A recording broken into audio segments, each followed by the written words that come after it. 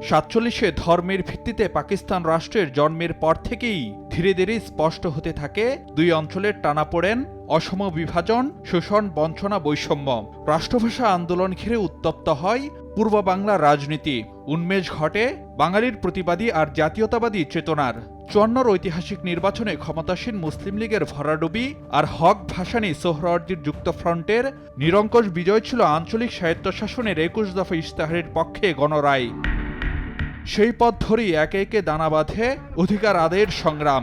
সামরিক শাসক আইয়ুব বিরোধী লড়াই, 62-র শিক্ষা আন্দোলন, 66-র 6 দফার ধারাবাহিকতায় 69-এর গণ অভ্যুত্থানে প্রকাশ পায় স্বাধিকার আর মুক্তির আকাঙ্ক্ষা। 70-এর নির্বাচনে শোষণের বিরুদ্ধে ঐক্যবদ্ধ গণরায় দেয় বাঙালি। তবে তার প্রতিও অশ্রদ্ধা দেখাতে থাকে পাকিস্তানি শাসকরা।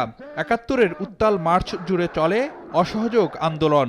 দীর্ঘদিনের যে ক্ষোভ, তার একটা প্রকাশ ছিল এই মার্চ মাসের 1 তারিখ থেকে। বীর বাঙালি অস্ত্র ধরো, বাংলাদেশ স্বাধীন করো। আমরা কথাটা এখন বলছি খুব সহজে, কিন্তু তখন এটা অনেক আবেগ, অনেক সাহস লাগবে এই কথা বলতে। জিন্না মিয়ার পাকিস্তান, আজিমপুরের গোরস্থান, এই ধরনের স্লোগান দিয়েছে। তখন তো এই দেশের একটা সাধারণ রিক্সাওয়ালার বা একজন পানের দোকানওয়ালা, তার মনেও পাকিস্তান ভেঙে ফেলতে হবে। 7 মার্চ রেসকোর্স ময়দানের ঐতিহাসিক ভাষণে বাঙালিকে লড়াইয়ের ডাক দেন বঙ্গবন্ধু শেখ মুজিবুর রহমান। তোমাদের যা কিছু আছে তাই নিয়ে প্রস্তুত থাকো।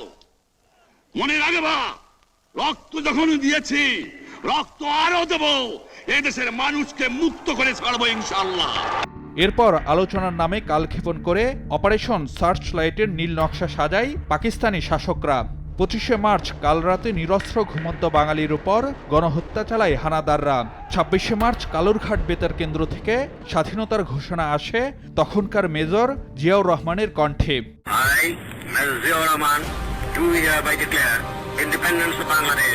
17 এপ্রিল মুজিবনগর সরকারের শপথের মধ্য দিয়ে আনুষ্ঠানিক রূপ পায় মুক্তিযুদ্ধ। আপামর মানুষের অংশগ্রহণে যা হয়ে ওঠে জনযুদ্ধ। গুটিকত হাতে গোনা কয়েকজন সে তাদেরকে আমরা মুক্তিযুদ্ধের বিপক্ষে শক্তি বলে, কিন্তু পুরা দেশের মানুষ মুক্তিযুদ্ধ করেছে। কেউ সরাসরি মুক্তিযুদ্ধ করেছে, কেউ পিছনে থেকে মুক্তিযুদ্ধকে সমর্থন করেছে। তারা মুক্তিযুদ্ধতে সাহায্য করেছে, তারা মুক্তিযুদ্ধে আশ্রয় দিয়েছে।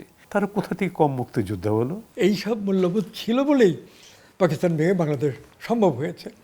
যেভাবে সাধারণ মানুষ মুক্তিযোদ্ধাদের আশ্রয় দিয়েছে, নিজের জীবনের রিস্ক নিয়ে তাদের খাবার দাবার দিয়েছে, অনেকে কিছু টাকা জোগাড় করে তাদের হাতে দিয়েছে, যে যেভাবে পারে মুক্তিযোদ্ধাদের সহযোগিতা করেছে। 9 মাসের রক্তক্ষয়ী মুক্তিযুদ্ধে বাঙালির অদম্য সাহসের কাছে হার মানে হানাদাররা।